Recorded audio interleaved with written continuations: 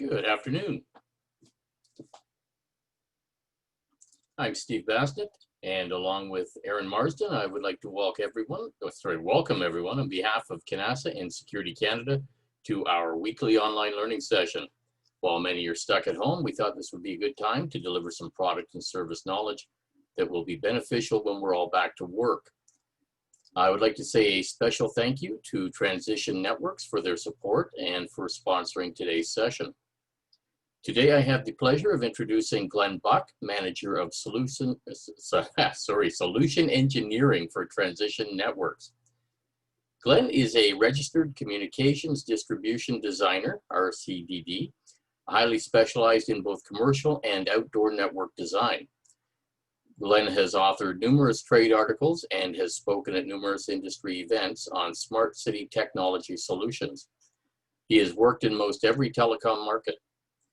Glenn is now in the vendor network supplier sector, where he leads Transition Network sales engineers. I think we're done my reading test for today. I failed miserably, and my apologies for that. Feel free to type any questions you may have during the session into the chat window, and Glenn will respond during the Q&A portion, roughly 20 minutes from now. I'll now turn the session over to Glenn. Welcome, Glenn, and thanks for being with us today. Well, thank you, Steve and Aaron and the CANASA team for hosting us today. I appreciate you guys running this for us. IoT deployment in smart buildings and smart cities. I will go through some of the deployments and first talk about the market size, the market city itself, some projects that are going on. And then talk about this new network, the utility network that's driving smart city, smart building.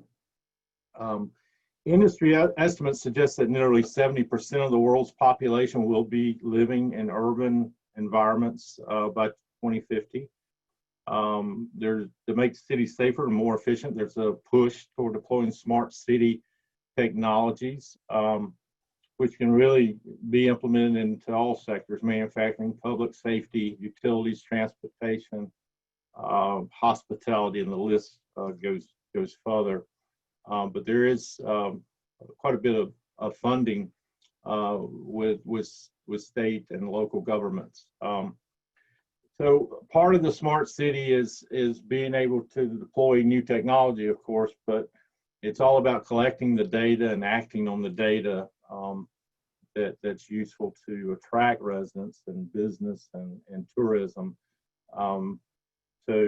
Those cities that are able to attract business and tourism are the ones that are going to drive overall revenue and increase the quality of life for its citizens. So let's talk about some of the technology that is used. A lot of it is sensor technology that's low cost, pennies on the dollar. So they can be deployed in about any type of environment, even in our mobile devices, even in automobiles. That's probably where we first became exposed to them. The average automobile today has 60 to 100 or more sensors built into them. Just read an article yesterday, the Global for Market Watch Research. They said the global IoT sensor market is expected to exceed more than $68 billion US dollars by 2024 at a growth rate of 40%.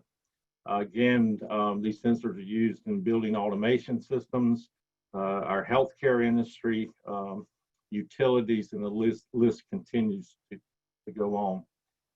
The Internet of Things is driving this as well. So let's talk a little bit about sensors. What is a sensor? A sensor is it's a transducer. It's a physical device that converts one form of energy into another. So in the case of a sensor, the transducer is actually converting an electrical impulse. A microphone is a sensor because it takes sound waves and converts it to an electrical energy in a way that other components in the system can correlate it.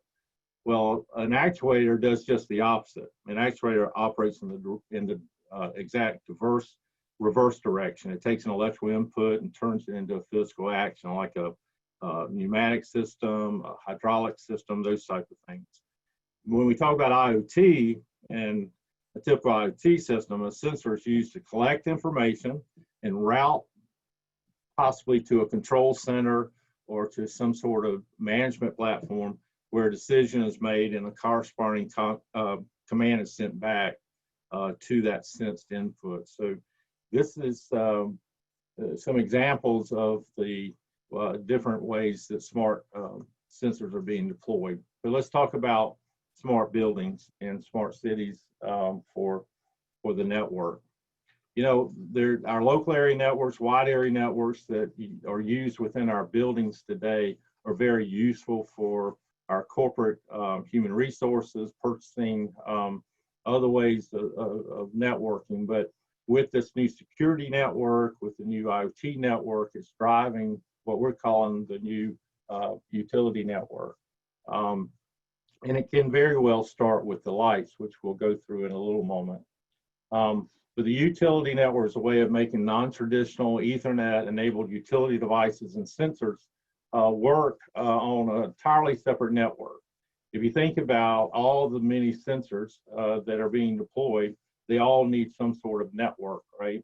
Do you want to put that type of equipment or that type of security network onto an existing network? A lot of companies are isolating that utility or that security network onto different network, onto a totally different network. We'll talk a little bit about PoE and how that's a catalyst for growth for this new network. A really nice asset for cities today is to leverage the street lights that are out there as a tool for collection of all types of things. You know, in the past, many cities have retrofitted the old incandescent light bulbs in these street lights with new LED for energy cost savings. But there's much more that can be done with these street lights to make them intelligent, make them smart. They can be used for traffic monitoring using surveillance cameras. They can monitor traffic conditions and speeds. There's environmental conditioning monitors that can be put on this to monitor things like flood conditions, humidity, air quality. There's push talk. So you're a tourist or you're looking for directions or you need information on where to go. There's push talk with that. There's also solar power capabilities, the list goes on. A lot of these are owned today by utility companies, not the city, or they're owned by service providers. There's a big push that we've seen in cities to negotiate and bring back those under their umbrella so they can leverage the types of technologies that we just spoke about. Another initiative that's currently underway as we return back to our workforce from COVID is improving the air quality in our building HVAC systems. A lot of that can be done by just taking the MER 13 or greater air filters and putting them in. Other buildings, they're doing retrofits to improve the airflow. It's known that as we can increase the outside airflow within our buildings so we're not breathing stagnant air, that has a direct impact on the quality of the air that we breathe. Another option that's being done and has been around for many years is to embed or put in UVC light, which is known to kill all types of microorganisms, bacteria, mold, and some have said even COVID. Another trend that's underway is to embed within the lighting systems sensor technology. So that gets into the smart building. We get into smart buildings where they're putting in lighting control systems that adjust our lights based on the occupancy. But there's much more that can be done to embed sensors. And these are some of the sensors that can be put in, including ultraviolet lighting. Ultraviolet lighting can be turned on at night when there's no one in buildings that can sanitize. It has a useful purpose to sanitize buildings. There's air quality sensors that can also be put in sound, temperature, and ambient light. Ambient light would allow us to be able to harvest outside light and put it indoors. There's been studies showing that it improves the well-being and the health of the occupant if we're able to bring that good daylight into our buildings. In public safety, which is also a big trend now to increase public safety in our schools and in our cities, there's camera technology that embeds shooter detection systems with acoustic and infrared sensors, so that there's gunshots, there are sensors that can activate to alert first responders, and it can be multiple first responders alerted. So this technology is widely being used for the purpose of public safety. When it comes to connecting our smart cities, there's also parking sensors. There's data that shows that most of us, when we were commuting downtown, there was always a chore to find available parking. But before I get to that, there's also an app for air quality, and cities now have to report their air quality, particularly in the US, to environmental protection. And those cities that have clean air, oh, by the way, citizens really want to know if the air that they're breathing is clean. But back to the parking, there's an app for that too, that can help us find available parking within the city. On average, we spend 17 hours per year looking for parking. This is an example of a parking area that we completed with a partner, where we're using our power over Ethernet switch equipment to power the cameras within the garage, and then embed with the camera technology sensors that alert us to green where there's open parking, red where there's not, and blue for handicap. And then on the other side of the smart cities, we see investments being made in intelligent transportation systems, smart city ITS. This can not only improve the commuter times that we spend at intersections, but it also has tracking embedded, so that there's automatic license plate detections, there's traffic metrics that can be useful based on time of day, the peak loads on those intersections. But with that, partnering with public safety, there's other technology at these intersections that can be used for intelligent thermal camera imaging, crowd detection, sound ballistic detection. So the cities are working together not only to improve their ITS systems, but to improve public safety and leverage the two together. These are some examples of ITS systems. Most recently, Transition Networks is involved in a project in the northeast of the US, where we're putting our power over Ethernet switches at over 10,000 intersections for these type of use cases. But these are just an example of a few. One of the requirements, if you're providing transportation products, is that they need to be NEMA PST2 certified, which implies that they have to go through a stringent certification for traffic control type systems. These are some of the products that are mentioned that we offer there.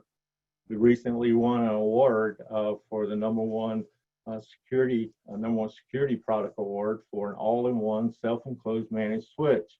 This is one of a kind. It includes a PoE++ managed switch with the enclosure. The enclosure includes everything you need to simply go out to the site, either wall or pole mount. It already has the protection built into it. It already has software built.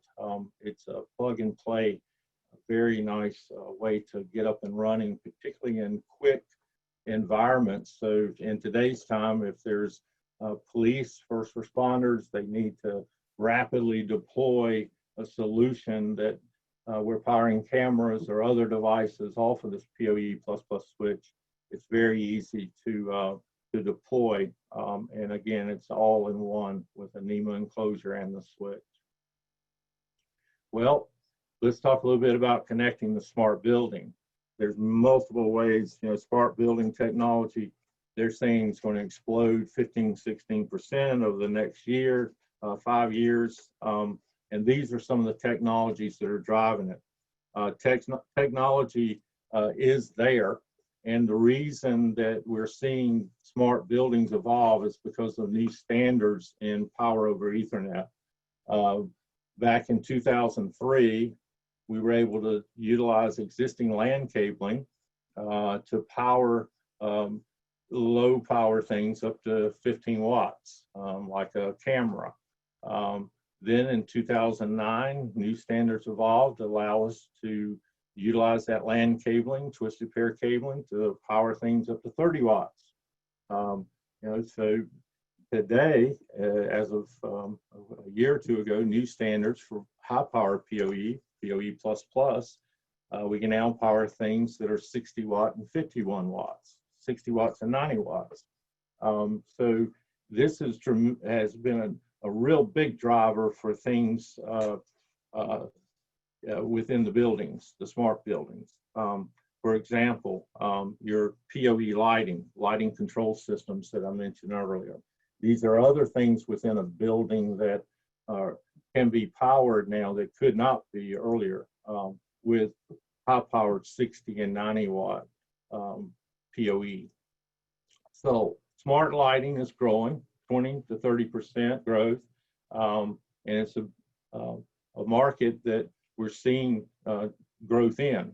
And then when you look at the cost savings for PoE power, so I'm not having to use licensed electricians to pull electrical cable and conduit. I'm utilizing existing LAN cabling to power the lights. And then I can embed these sensors within the light systems. I'm now integrating a comprehensive system back that plays into the utility network. So it's really a bird's eye view. It's taking the lighting systems that are there and making better use by embedding sensor technology. In this example here, we're showing occupancy sensors, ambient light sensors, temperature and humidity. Virtually every system in there can be integrated into a common platform, a common lighting control platform, and be monitored real time and data collected for other purposes. I spoke earlier about natural light and how that can drive wellness of being able to harvest natural daylight. There's been studies that have shown that it also improves wellness.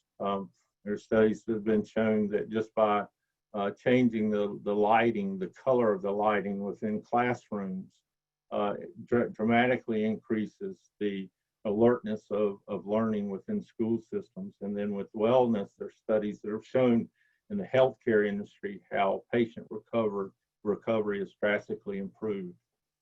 When we integrate all the lighting control systems, it's not just that, it's the building management platforms as well that all can be combined together for one comprehensive system. So your building management, your HVAC systems, your fire, your alarm, your security networks, all can be integrated within common lighting control platform. These are some other products that we offer that are 60 and 90 watt. They come in either industrial type and harsh environments to go in oil and gas or utility networks or commercial grade products.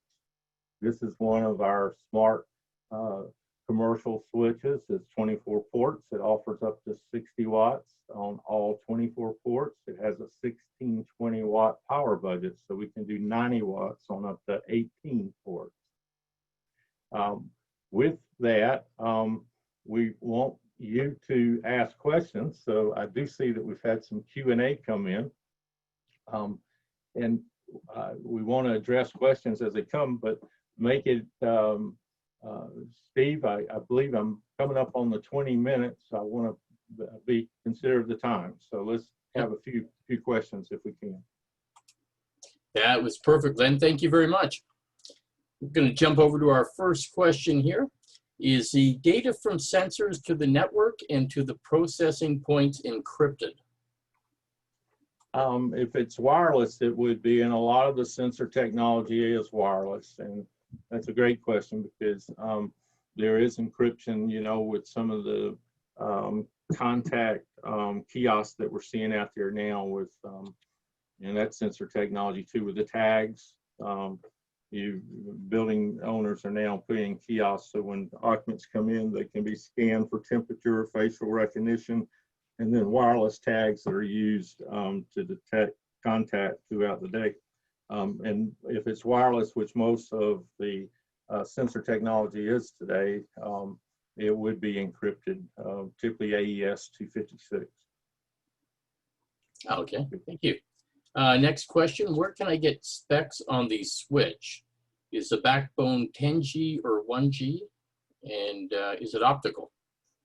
It is. We offer all optical 12 port, 1/gig with 10 gig uplinks, 12 port or 24 port, all fiber.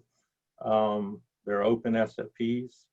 With that, we give you what we call device management software. That DMS software allows you to be able to auto discover all the devices that are connected to the switch, and it puts it in a topology map, and you're able to see every device connected and have complete visibility of your network. On the copper side, we offer 1 and 101 gigabit copper with fiber uplinks that can be 101 gig or 10 gig. And again, those can be in industrial grade up to 24 ports, or our commercial grade switches up to 48 ports. Okay, thank you. Is the Ethernet connection wired or wireless? And if it's wireless, how does the PoE work?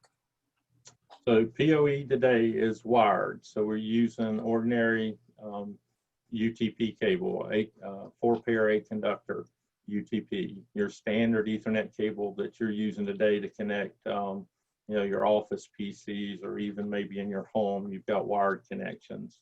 And so what's happening is that it's the switch, the Ethernet PoE switch is providing the power over that cable connection. And it's utilizing, if it's PoE or PoE plus, it's using the 2 pairs that are used for data. If it's the high powered PoE plus 60 and 90 watts, it's using all 4 pairs, so all 8 conductors, and it's being used in addition to data. So yes, PoE plus is used over wired connections.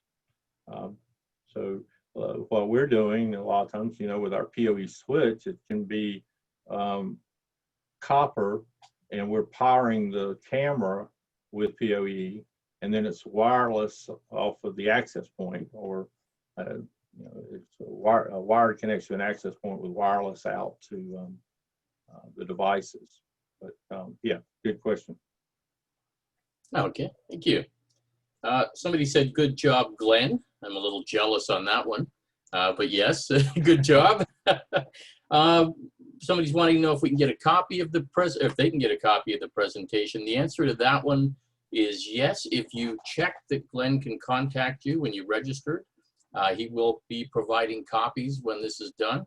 If you didn't check that box, just shoot me an email and I will get it to Glenn, or shoot an email to glenb@transition.com. Either one of us can take care of that for you after the presentation.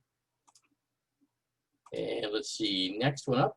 How the end processor will handle different data, video, sound, environment, and motion? Will it be only one platform to handle them all?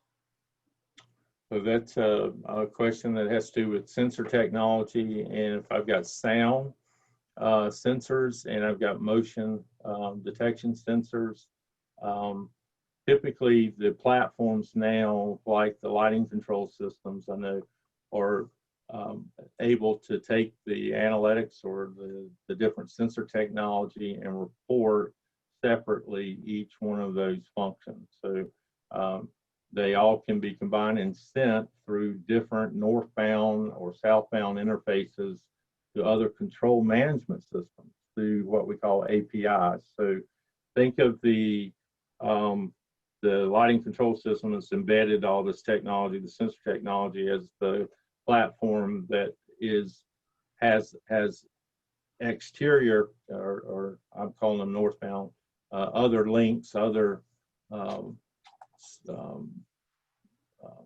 connections to other platforms. So, for example, the HVAC systems with BACnet IP, it's all about HVAC. But you can combine temperature sensors within the lights, which directly have an impact on the HVAC system. So they're interconnected. So you can have multiple platforms interconnected together, most commonly used in what they call application programmable interfaces, APIs. Okay.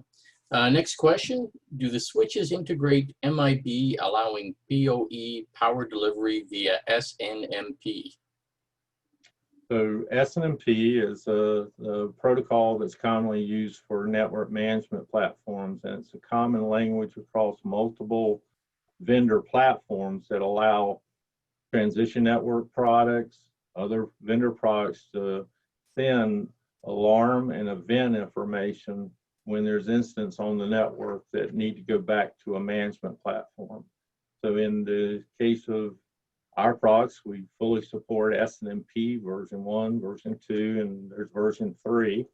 And with that, we can interoperate with any network management platforms, SolarWinds, Cisco Works, and others through that common protocol. So yes, that's a great question because, again, it's actionable data, right? It's one thing to power through PoE and have cameras streaming video, but what if there are links that go down or a camera goes down? You want to know about it.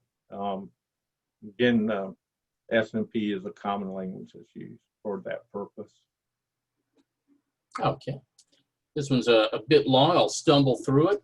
With the expansion of smart city application, the need for edge servers and their protection will be more important to support the network. Will we need to move towards hybrid cabling for all of these services? And also, will PoE remain the ideal setup, or would digital electricity become more likely with an optical line? Well, there's Bixby and other protocols that are used that leverage the inside electrical wiring for powering devices. So there are protocols for that. And typically it's low powered and it's passive. I mean, what I mean by passive is that it's normally 12 volt, always on powering of a device, or it's 24 volt. And with PoE plus, PoE plus plus, the minimum voltage is 48 volts. And that's how we're able to power things other than small little in-home type devices. Typically the protocols that are out there for utilizing commercial power is for home use, for small types of devices. Whereas the PoE standard using Cat5, Cat6 cable, are 15 watts now all the way to 90 watts. But they do have their purpose. They sure do. Where you cannot get wire or cannot get cable, utilizing existing electrical wiring for that purpose. Okay. Do we have sensor units available in the transition range, or would we work together with third-party vendors? We would work with third-party vendors. Typically, the sensors, again, are primarily networked within existing PoE devices like lighting, control systems. Our role in that, we're powering the lights throughout a building with PoE, and then we're providing the interface, the uplinks into a wide area network through typically optical type connections. But yes, the sensors are typically embedded into other platforms like lighting. And then it's our product that is actually powering the systems behind that. So, okay. Yeah, we'd enjoy working with you on projects. If you have POE projects or you're considering POE, please reach out to us at one of these contacts here or directly with me, and we'll be sure to follow up with you. We enjoy getting involved early on in projects so we can help with drawings, design options, and giving you some applications to, and options to consider. Okay. There's a couple left. Unfortunately, we are running out of time. So all of these questions will be forwarded over to Glenn, and he'll be able to get back to you directly on those. That brings us to the end of today's session. Thanks, everyone. And once again, thank you to Glenn and Transition Networks for their support. At the close of this session, a link to register for next week's session will pop up. Please be sure to register. We look forward to seeing you next week. Until then, be well. Thank you.